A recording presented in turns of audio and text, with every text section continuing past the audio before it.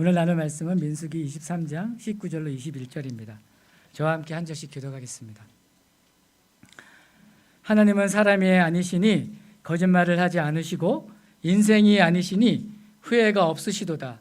어찌 그 말씀하신 바를 행하지 않으시며 하신 말씀을 실행하지 않으시랴.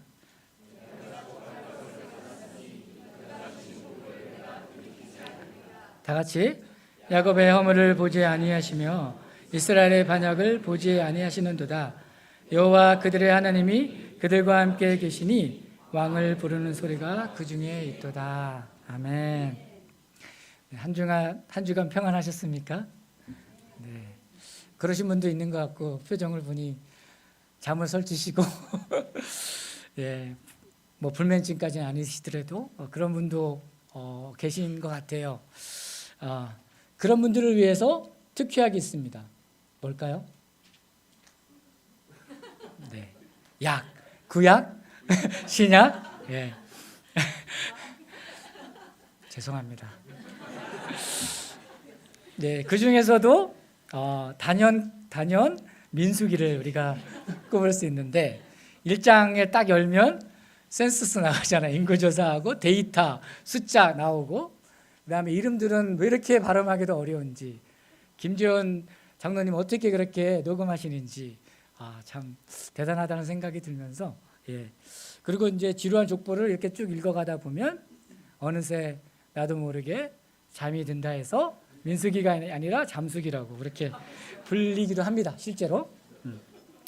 근데 이거는 그냥 사이드 이펙트에 불과하고요. 민수기의 진짜 약효는 따로 있습니다. 궁금하시죠? 네, 오늘 그 얘기를 이제 여러분들과 나누려고 합니다. 제가 시작과 함께 퀴즈를 하나 드리려고 하는데 맞추시는 분에게 커피를 대접. 저랑 커피 마시고 싶지 않다 그러면 안 마시셔도 돼요. 네, 괜찮습니다. 네, 그래도 뭐라도 하나 있으면 조금 더 집중해서 하실 수 있을 것 같아서. 예, 이제 질문 들을 준비 됐나요? 네. 민수기의 히브리 성경 이름은 무엇일까요? 네, 히브리어로 말씀하시면 좋고요. 그게 좀 부담된다 그러면 번역된 한글로 그 뜻을 말씀하셔도 좋을 것 같아요. 그래서 좀 어렵잖아요. 그래서 제가 힌트를 좀 드리면 히브리 성경은 대개 그 책의 첫 절에 나오는 단어들 중에서 하나를 선택해서 책 제목으로 삼습니다. 그렇다면 민수기 1장 1절에 나오는 단어가 히브리 성경의 이름이 되겠죠. 자, 빨리 찾으세요. 단지 AI는 안 됩니다. AI는 안 되고 제가 딱 15초 드리겠습니다. 이게 오늘 메시지와 연관이 많기 때문에 잠깐 생각하면서 그럴 시간을 드리겠습니다. 네? 찾으시면 안 되는데. 예, 빙고 맞았습니다. 이현희 선생님 저랑 저에게 도네이션을 그러면 저는 또 다른 분에게 도네이션 해야 되는 거네요. 오케이. 예, 맞습니다. 베미드 바라라는 뜻인데 바르. 예, 이게 아바람도 나고 으바람도 나고 어바람도 나고 모으면 사실 헬라어에서 히브리어에서 그렇게 중요한 건 아니고 자, 번역하면 무슨 뜻일까요? 네, 나와 있나요? 네. 벌써 나왔군요. 예, 여러분 광야하면 제일 먼저 떠오르는 이미지가 무엇입니까? 적막감, 그죠? 고요함도 있을 수 있고 아니면 결핍, 뭐 아무것도 없네? 아니면 고난, 실패. 대부분 이렇게 부정적인 그런 단어들이 이렇게 떠오르게 될 텐데 다 원하지 않죠. 모두가 피하고 싶은 그런 이미지가 먼저 떠오릅니다. 그런데 피하고 싶다고 피할 수 있을까요? 모든 인생이 반드시 거쳐가야만 하는 곳이 바로 이 광야입니다. 사람들은 종종 이렇게 말합니다. 왜 나만 이렇게 힘들까? 다른 사람들 보면 다 편해 보이는데 점점점. 왜 나만 이렇게 외로울까? 어떤 분들은 심지어 믿는 분들도 제 주변에서 이런 얘기 들어요. 왜 나는 이렇게 재수가 없을까? 하는 것마다 마이다스 손이 아니라 무슨 손? X손 같아서 되는 것마다 다 망쳐버리고 되는 게 하나도 없네. 모든 게 다 잘 되고 그러면 고난이 없으면 얼마나 좋을까요? 그런데 힘들지 않은 인생이 어디 있겠습니까? 여러분 편해 보이는 그 사람에게도 힘듦이 나름대로, 아니 우리가 이해하지 못하는 더 큰 힘듦이 있습니다. 야곱이 그의 인생 말년에 자기의 가족 다 식구들도 이끌고 이집트 바로왕 앞에 서게 되잖아요. 그때 그가 자기 인생을 뭐라고 정리합니까? 험악한 인생을 살았다, 그렇게 얘기합니다. 그렇습니다. 우리 모두는 예외 없이 힘들고 험악한 인생을 살아갑니다. 자, 왜 그렇습니까? 왜 우리 인생이 이렇게 고달플까요? 특별히 우리 이민 생활 너무나 고달프지 않습니까? 안 해도 되는 걱정도 해야 되고, 한국에서 같으면 걱정거리도 아는 게 여기서는 정말 걱정거리가 되고 너무나 힘듭니다. 왜 그럴까요? 성경은 그 이유에 대해서 분명히 말합니다. 우리의 욕심과 죄 때문이라고. 만약에 우리가 하나님처럼 의롭다면 우리의 모습은 어떨까요? 지금 우리의 모습은 어떨까요? 하나님처럼 의롭다면 아마 우리가 떠올렸던 그런 광야의 이미지, 결핍 그런 거 없을 것입니다. 필요치 않겠죠. 고난, 고통, 고생, 외로움 이런 것들이 사실은 필요 없을 거예요. 그러면 지금이라도 당장 천성에 들어가서 할렐루야 그러면서 우리 찬양에 불렀던, 요즘은 찬송가 많이 안 부르지만 예전에는 영상 복락을 누리리라 이런 찬송 많이 했잖아요. 그렇게 우리가 지금이라도 하나님의 나라에 들어가게 될 줄로 믿습니다.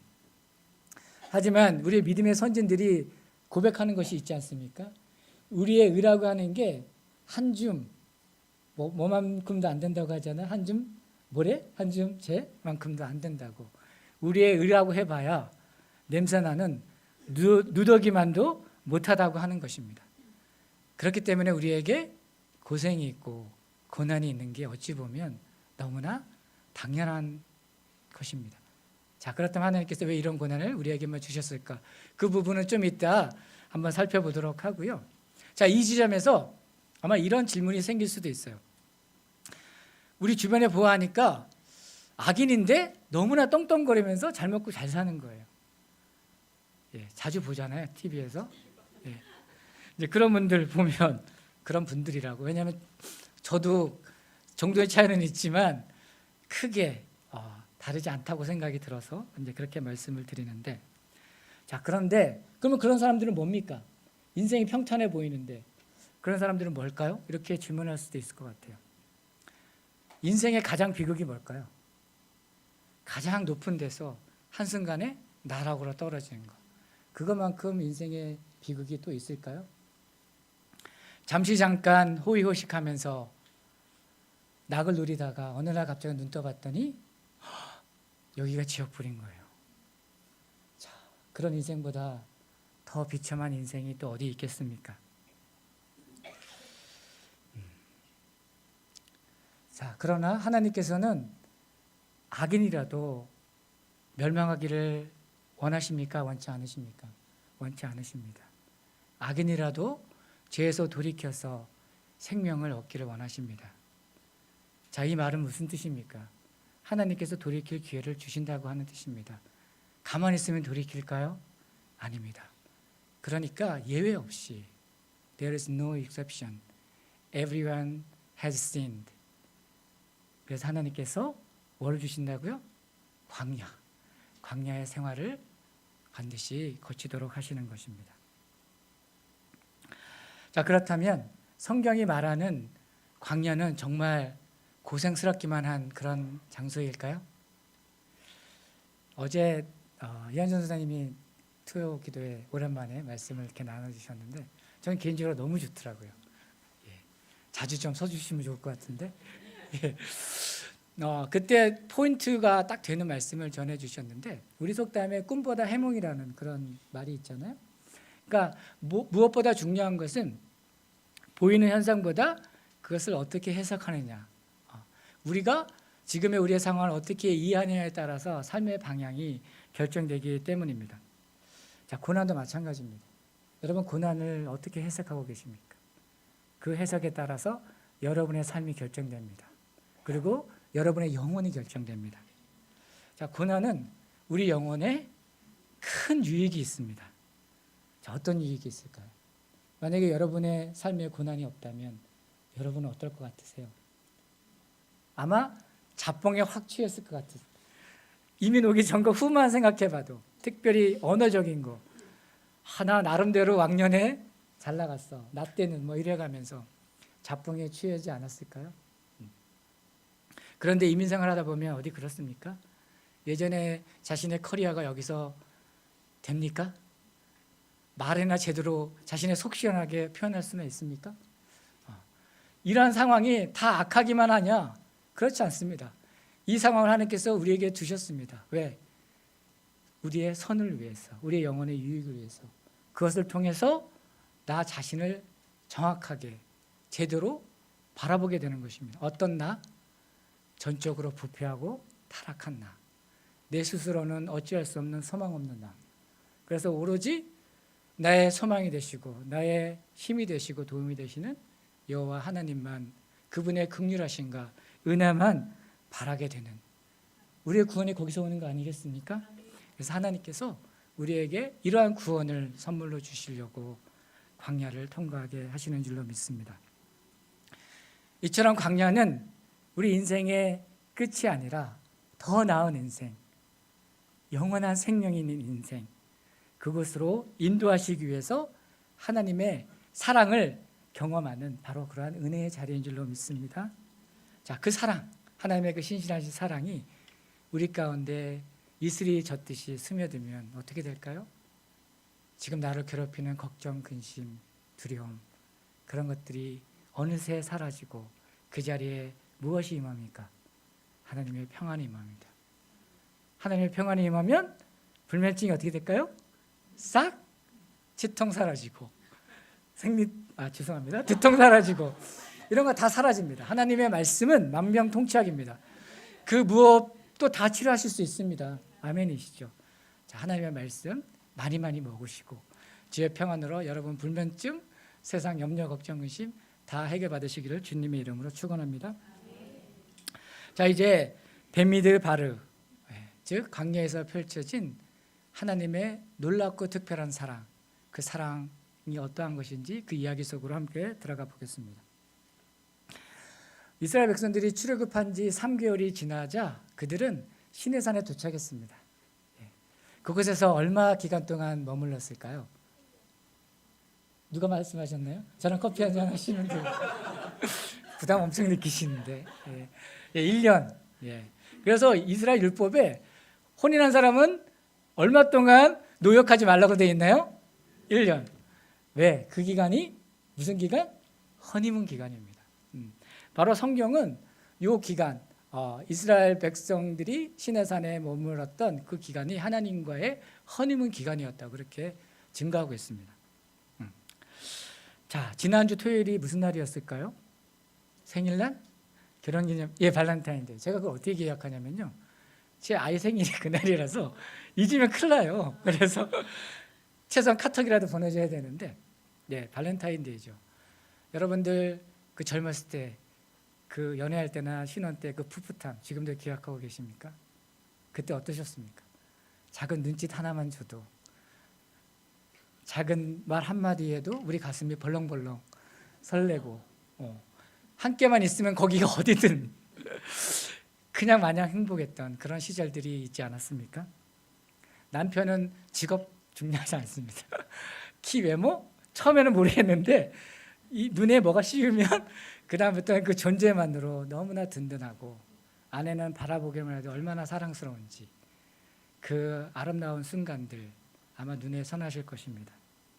시내 광야에서 하나님께서 이스라엘과 보냈던 그 1년이 그러한 시간들이었습니다. 하나님께서 그곳에서 무엇을 주셨나요? 선물을 주셨어요. 그죠? 율법. 율법이 선물이었나요? 부담이 아니고 선물 맞습니다. 생명을 살리는 진리의 말씀, 율법을 주셨습니다. 그때 이스라엘 백성들이 너무나 부담스러워요. 얼른 가져가세요. 나 이런 거 기대한 거 아닌데? 그렇습니까? 아니죠. 와, 하나님께서 나에게 율법을 주셨네. 거룩한 말씀을 주셨네. 다른 민족들과 구별되어지는 놀라운 것을 주셨네. 그러면서 그 율법을 환영하면서 저희가 이 말씀을 지켜 행하겠습니다. 이렇게 기쁨으로 다짐했습니다. 맞습니까? 예. 자, 이거를 우리가 결혼식 때 결혼 서약하는 것과 너무나 흡사하잖아요. 여러분, 머리가 파뿌리가 검은 머리 파뿌리가 되도록 끝까지 사랑하시겠습니까? 여러분들 네 이렇게 소리 들으신 분도 있고 속으로 하시는 분, 어쨌든 다 동의하시고 다짐하셔서 결혼 서약이 된 거 아니겠습니까? 예. 자, 그렇게 결혼 관계 언약 관계로 들어갔고 이제 신혼집이 필요하잖아요. 그래서 하나님께서 신혼집도 마련해 주셨어요. 그게 뭐였을까요? 성막. 예, 성막이 세워졌고 하나님은 거기서 그들과 함께 계셨습니다.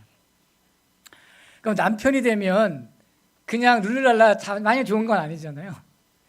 남편이 해야 될 역할이 있습니다.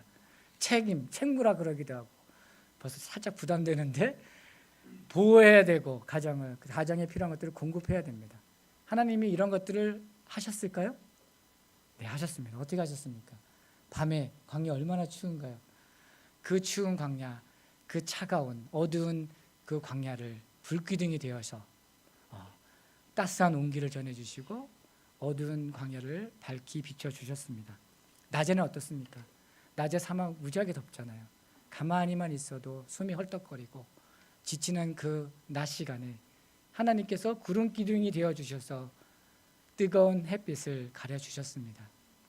이런 남편.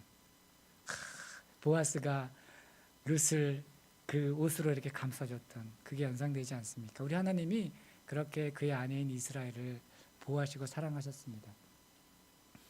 그리고 날마다 하늘에서 만나를 내려주셨습니다. 그리고 때마다 반석에서 물을 폭포수처럼 그렇게 터지게 하셨습니다. 자, 이스라엘은 그렇게 하나님의 보호하심과 공급하심으로 부족함 없는 하루하루를 보냈습니다. 그렇게 1년이 지났잖아요. 자, 결혼의 목적지는 허니문은 아니죠. 예. 더 크고 더 좋은 그런 장소, 하나님께서 그 장소로 이제 인도를 하십니다. 그 장소가 어디였을까요? 예, 이스라엘들이 영원히 살아야 될 그 땅, 젖과 꿀이 흐르는 약속의 땅, 가나안으로 그들을 인도하시는 그런 때가 됐습니다. 그래서 이제 길을 나서게 되었는데, 제가 질문 하나 더 드릴게요. 시내산에서 가나안까지 거리가 얼마나 될까요? 며칠 걸으면 도달할 수 있을까요? 여러분 신명기 읽으시죠? 거의 다 읽으셨을 텐데 신명기에 며칠이라고 그랬습니까? 이거 맞춰도 저랑 커피 한 잔. 대답 안 하시는군요. 역시. 네. 10하루 길이라고 그렇게 신명기에 기록되어 있습니다. 사실 2주도 되지 않습니다. 근데 하나님께서 그 10하루도 그렇게 길지 않는데 그 중간에 다 보호하시고 인도하시고 필요한 거 다 공급하시잖아요. 그냥 보기에도 큰 무리 없고 문제가 없어 보입니다. 그런데 웬일입니까? 가나안으로 가는 길 얼마 되지 않아서 그들 중에 불평이 막 터져 나오기 시작합니다. 도대체 무슨 일이 생겼던 것일까요? 우리 말씀을 통해 한번 살펴보겠습니다. 민수기 11장 4절로 6절 말씀 우리 함께 읽겠습니다. 시작.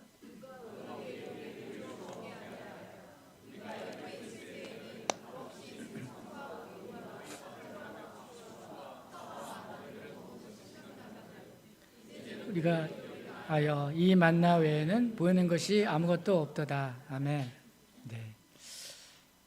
완전히 이스라엘 백성들이 이제 다 100세 이상 노인들이 다 된 것 같아요. 그래서 나에게 보약을 달라, 나에게 비타민을 달라, 점점점 이제 그런 모습들인데 사실 이스라엘의 문제는 배고픔이 아니었습니다. 그들은 충분히 먹을 것을 하나님이 공급해 주셨죠. 그들의 문제는 뭐였습니까? 그들의 마음이 변했다고 하는 것입니다. 그들은 옛 예인 애굽을 그리워했습니다. 자, 애굽은 어떤 장소였습니까? 그들이 노예로 있으면서 강제 노예에게 시달리며 신음했던 바로 그 장소입니다. 여러분, 제 본성이 얼마나 이렇게 교묘하고 위험한 줄 아십니까? 우리들이 그 죄 때문에 당했던 그 고통은 새카맣게 잊어버리게 하고 그때의 그 쾌락만 우리의 잔상에 남게 둡니다. 이게 바로 죄의 교명입니다. 여기에 우리가 자주 속아 넘어가면 안 되겠죠. 만나가 부족했던 것이 아니라 만나가 지겨웠던 것입니다. 자, 성경은 만나를 어떻게 묘사합니까? 만나가 진짜 그렇게 아무 맛도 없는 그런 것이었을까요? 만나를 성경에서는 꿀 섞인 과자 내지는 기름 섞인 과자 이렇게 말합니다. 꿀 달콤하죠. 과자 고소합니다. 어떤 분들은 과자를 주식으로 드시는 분들도 계시던데, 예. 그만큼 맛이 없으면 먹겠습니까? 그만큼 맛있다고 하는 겁니다. 예. 그리고 조리법도 굉장히 다양했습니다. 삶아서 먹기도 하고 튀겨서 과자로 먹기도 했습니다. 그리고 40년 동안 매일같이 만나를 먹었지만 단 한 사람도 영양실조에 걸렸다는 기록이 없습니다. 그러니까 만나는 맛도 있고 영양가도 풍부한 그야말로 하나님께서 공급해 주신 최상의 완전 푸드였던 것입니다. 동의하십니까? 근데 이스라엘 백성들은 그 좋은 만나를 두고 만나는 됐고 나는 애굽의 맛이 그리워. 그 짜릿한 맛이 그리워. 지금 그렇게 말하고 있는 것입니다. 자, 그 애굽의 맛 대표적인 게 뭡니까? 부추, 파, 마늘. 우리도 즐겨 먹고 있지 않습니까? 한국 사람들 마늘 안 먹으면 큰일 나는 줄 아는 분들도 계시던데.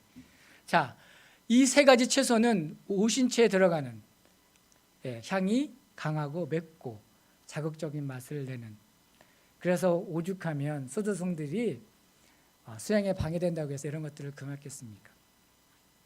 그러니까 지금 이스라엘 백성들은 담백하고 영양가 많은 만나보다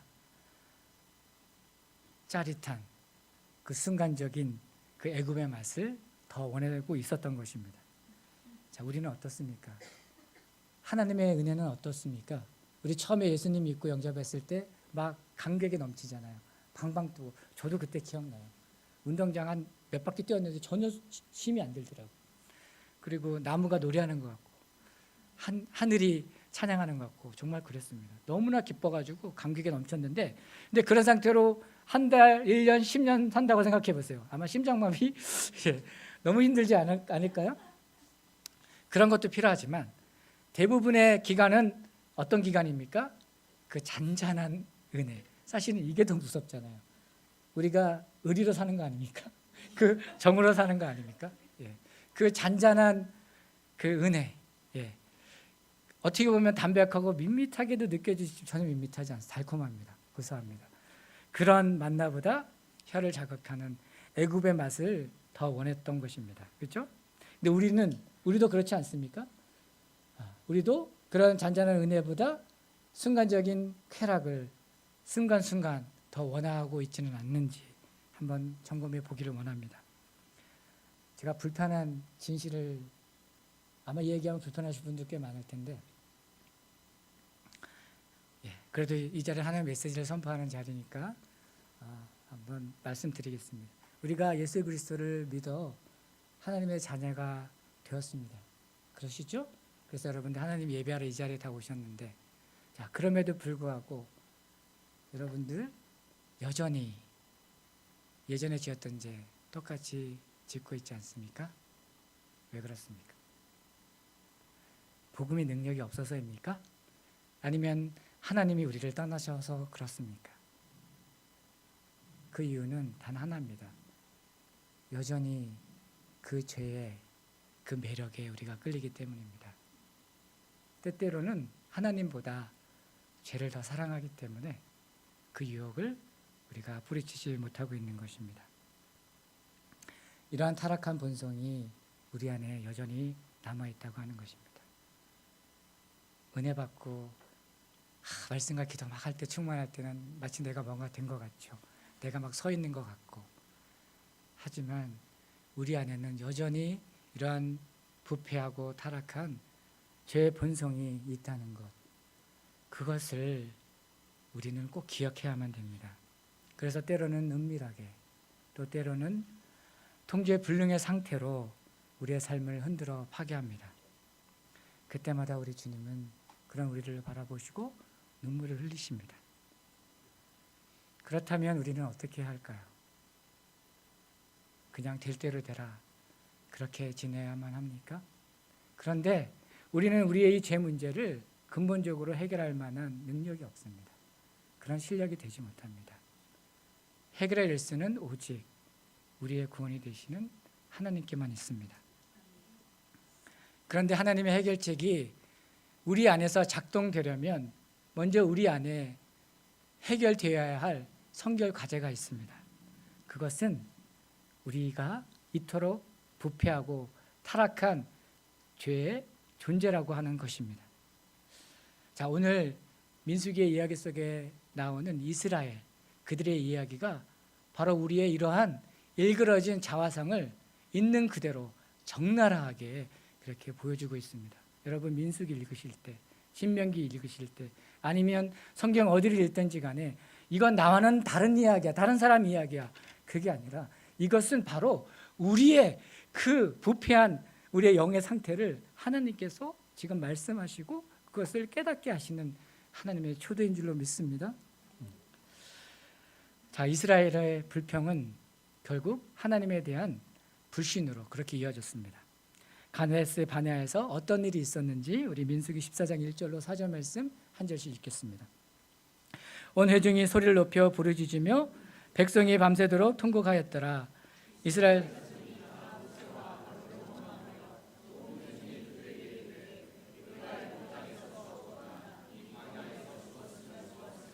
어찌하여 여호와가 우리를 그 땅으로 인도하여 칼에 쓰러지게 하려 하는가? 우리 처자가 사로잡히리니 애굽으로 돌아가는 것이 낫지 아니하리.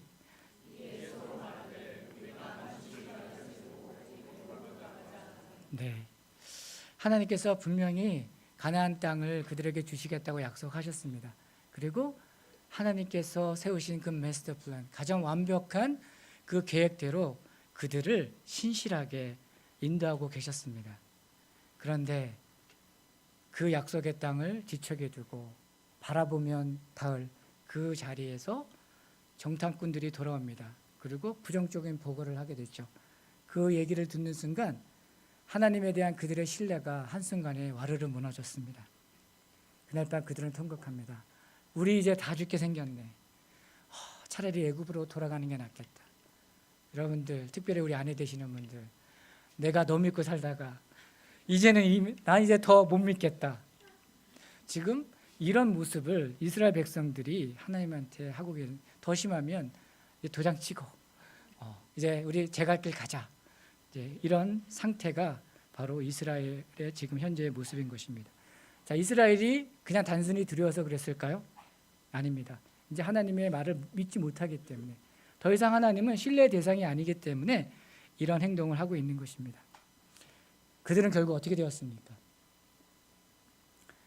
그들은 약속의 땅 가나안을 지척에 두고도 무려 38년이라는 긴 세월을 떠돌게 됩니다.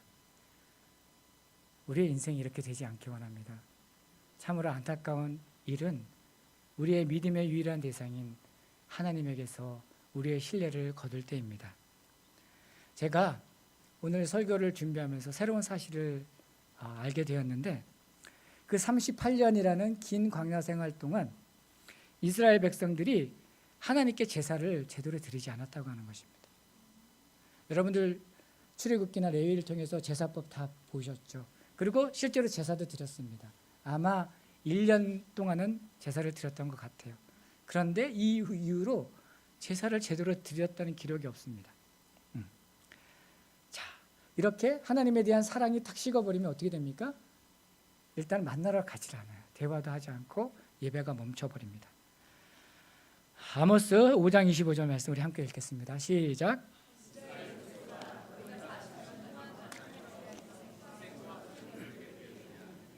네, 지금 이건 누가 누구에게 하시는 말씀입니까? 여호와 하나님께서 이스라엘 백성들에게 지금 반어법을 쓰시면서, 그 대답은 무조건 노잖아요. 네, 부정의 대답을 유도하는 그 반어법을 쓰시면서 광야 40년 동안 이스라엘 백성들이 어떤 영적인 상태에 있었는지 단적으로 말씀하고 계십니다.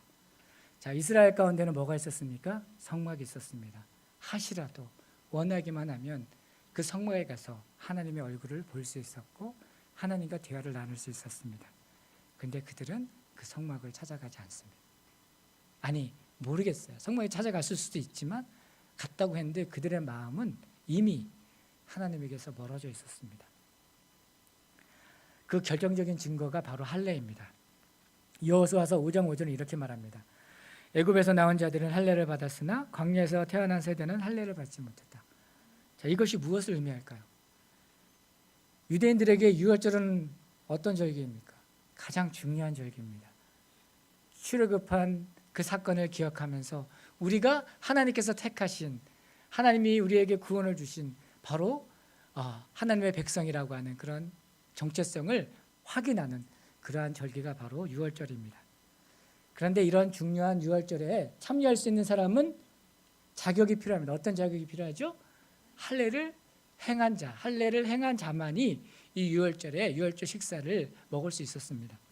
그러니까 38년 동안 할례를 행하지 않았다는 것은, 그 자녀들에게 행하지 않았다는 것은 그 가정이나 아니면 공동체 내에서 제사가 제대로 드려지지 않았다는 것을 의미하는 것입니다.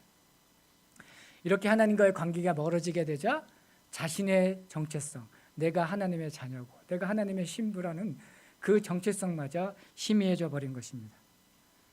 우리가 한 지붕 아래 살지만 대화도 하지 않은 채 각방 쓰며 그렇게 살고 있는 부부들이 있지 않습니까?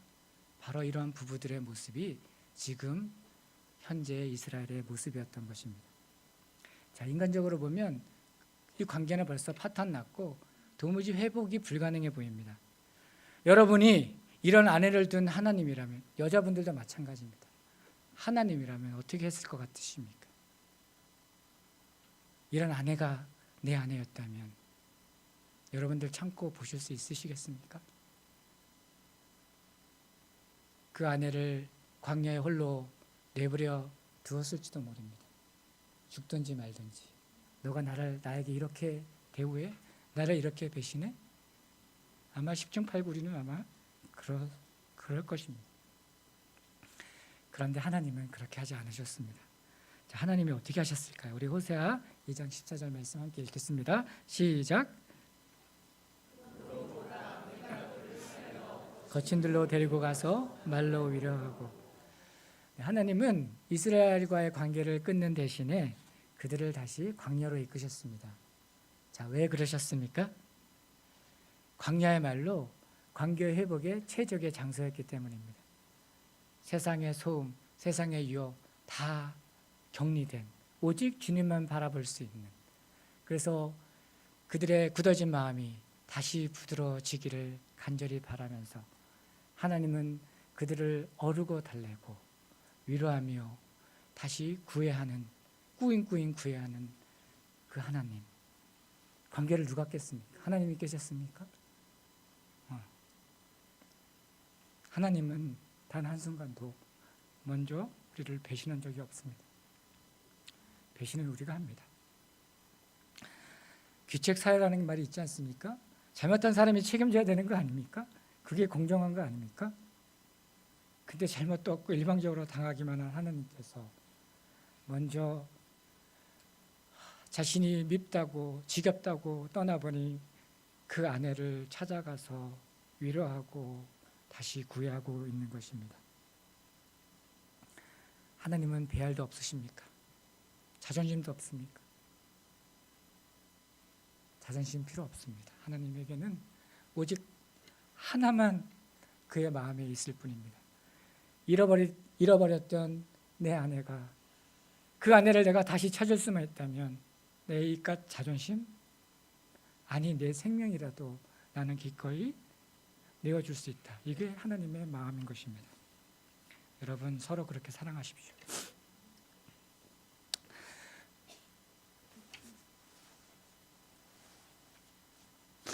자신의 아내가 자신을 멀리 떠나 있는 그 시점에도 하나님은 그런 이스라엘을 한시도 잊지 못하시고 날마다 만나를 멈추지 않으셨습니다. 여러분 같으면 그렇게 할 수 있겠습니까? 그것도 부족해서 그들의 옷과 신발이 헤어질까 봐 어떻게 하십니까? 아주 살갑게 그들을 돌보셨습니다. 자, 이것이 하나님께서 우리를 향하신 변함없는 헤세드의 사랑입니다. 이 사랑이 지금도 우리를 숨쉬게 하고 지금 우리를 이 자리에 나와서 하나님을 찬양하고 예배하게 하는 줄로 믿습니다. 이런 하나님의 신실하신 사랑이 가장 극적으로 드러났던 사건이 바로 발람 사건입니다. 오늘 본문에서 우리가 읽었던 바로 그 사건입니다. 모압 왕 발락은 주술사 발람을 돈으로 매수해서 이스라엘을 저주하려고 했습니다. 자, 고대 세계에서는 저주는 단순히 욕 몇 마디 하고 끝나는 게 아닙니다. 하늘의 판결을 요청하는 행위였습니다. 그러니까 예를 들면 이런 것입니다. 신이여 보소서, 저기 저 사람들 죄가 있습니다. 그러니 마땅히 저 사람들을 심판하소서. 이런 내용을 가지고 죄를 지내는 게 그 당시에 저주였습니다. 자, 솔직히 말하면 이스라엘은 이런 저주를 받아도 할 말이 있습니까? 없습니까? 없습니다. 그들은 하나님께 불평했고 하나님을 불신했고 더 나아가서 심지어 금송아지를 만들고 우상 숭배했습니다. 철저하게 하나님을 짓밟고 하나님을 경외한다고요? 아니요. 하나님의 그 순종마다 철저하게 짓밟았습니다. 자, 판결이 내려진다면 당연히 100% 유죄입니다. You are guilty. 이거를 빼박입니다. 피할 수 없습니다. 그런데 바로 그때 온 우주의 주관자 되시는 하나님께서 개입하십니다. 저주하려던 발람의 입을 틀어막으시고 저주 대신에 축복을 하게 하신 것입니다. 그 내용은 23장 19절 먼저 함께 읽겠습니다. 시작.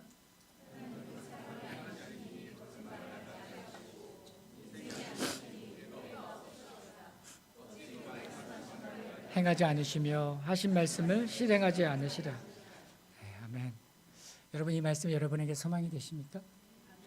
자, 우리들은 어떻습니까? 상황과 감정에 따라 이랬다 저랬다 말바꾸기 선수지 않습니까? 하지만 하나님은 그 입으로 말씀하신 것을 단 한 번도, 단 한순간도 거역하지 않으시고 취소하지 않으시고 반드시 이루십니다. 하나님이 성경에 기록된 그 말씀 헛되이 돌아오지 않고 반드시 이루십니다. 왜 그렇습니까? 하나님이 신실하시기 때문입니다. 하나님은 전능하신 엘사다의 하나님이십니다. 하지만 그 하나님께서 자신의 성품에 반하는 것을 하지 않으십니다. 하나님은 신실하지 않은 행동을 하지 않으십니다. 하나님은 언약을 깨지 않으십니다. 하나님은 그의 사랑하는 아내 이스라엘 교회인 우리를 사랑하지 않을 수가 없습니다. 자, 이 지점에서 우리 마음가운데 이런 질문이 들어옵니다. 자, 그렇다면 하나님은 의로우신데 그 의로우신 하나님께서 눈이 멀어서 그 안에 이스라엘의 죄악을 보지 않으시는 건가? 어떻게 의로우신 하나님이 그 이스라엘을 용납할 수가 있을까? 여러분 어떻게 생각하십니까? 하나님이 눈이 머셨습니까? 아니요. 하나님은 우리의 마음에 숨겨진 우리도 모르는 그 동기까지 다 꿰뚫어 보십니다.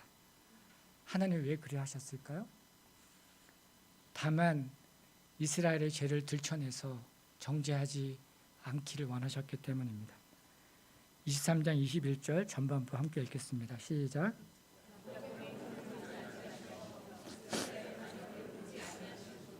아멘, 아멘. 자, 여기서 허물에 해당하는 히브리어 아벤, 이 말의 뜻은 하나님에게서 마음이 떠나 모든 것이 타락하고 부패한 왜곡된 상태를 말합니다. 그리고 반역이라고 기록되어 있는 아말은 하나님을 떠난 결과로 생기고 받게 되는 온갖 종류의 고통과 혼란을 뜻합니다. 그렇습니다. 지금 이스라엘은 하나님을 떠나 있었고 그래서 고통 가운데 비참한 상태에 놓여 있는 것입니다. 여러분, 이런 아내가 있다면, 이런 배우자가 있다면, 아이고 얼큰이 너가 나를 그렇게 학대하더니, 너가 나를 그렇게 배신하더니 잘됐다, 너 한번 당해봐라, 그렇게 하시겠습니까? 하나님은 그런 아내라도 포기할 수가 없어서 그 아내가 그렇게 망가지고 저주로 끝나는 그것을 하나님께서 두고 볼 수가 없어서 하나님께서는 놀라운 일을 행하십니다. 다음에 놀라운 최종 판결 성경 기록 한번 보도록 하겠습니다. 21절 한번 읽겠습니다. 시작.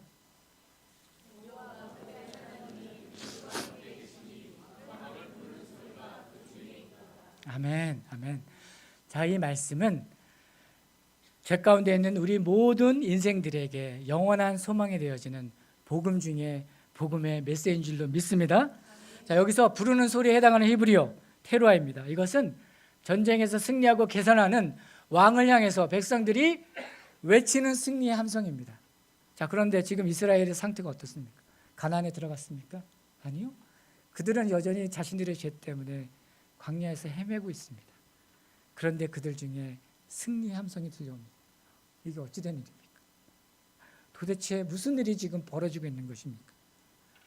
이것은 죄와 싸워서 이미 승리하신 왕이신 하나님, 여호와 하나님 예수 그리스도께서 그 최후 승리를 그의 사랑하는 아내에게, 그의 백성에게 주셨기 때문입니다. 믿으십니까? 자, 사탄은 우리를 매일같이 끊임없이 찬사합니다. 하나님, 쟤 보세요. 쟤 오늘 또 넘어졌어요. 쟤 어제와 똑같은 죄 오늘도 또 범했어요. 하나님, 저 그냥 놔두실 겁니까?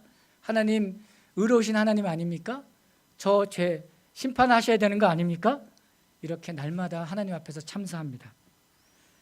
맞습니다. 우리는 심판받아 마땅한 그런 죄인 맞습니다. 하지만 하나님께서는 이러한 우리의 죄 문제를 십자가에서 단번에 해결하시고 우리에게 영원한 승리를 주셨습니다. 할렐루야. 네. 그러므로 예수 안에 있는 사람은 정죄함이 있습니까? 없습니까? 결코 정죄함이 없습니다. 이것이 우리의 소망입니다. 말씀을 맺겠습니다. 혹시 지금 광야를 걷고 있다고 느끼십니까? 아니면 죄 때문에 낙심하고 침륜에 빠져 있습니까? 그렇다면 여러분 꼭 기억하십시오. 우리의 구원은 우리의 어떠함에 달려있지 않습니다. 하나님의 신실하신 사랑이 우리의 허다한 죄와 허물을 덮으시고 선물로 구원을 주셨습니다. 바라기는 그 주의 사랑에 매여 주님을 어제보다 오늘, 오늘보다 내일 더 많이 사랑하는 우리 마음을 다하고 성품을 다하고 온 힘을 다해 주님을 사랑하는 저와 여러분 되기를 주님의 이름으로 축원합니다. 이제 오늘 들은 말씀을 기억하며 기도로 나가겠습니다. 한 가지 우리 기도하겠습니다. 우리 인생의 광야에서 내 연약함 때문에 침륜에 빠지지 않게 하시고 이미 승리하신 우리 주 예수 그리스도를 바라보는 그 믿음을 더하여 주시옵소서. 이렇게 우리 주의 이름 한번 부르며 기도로 나가겠습니다. 주여!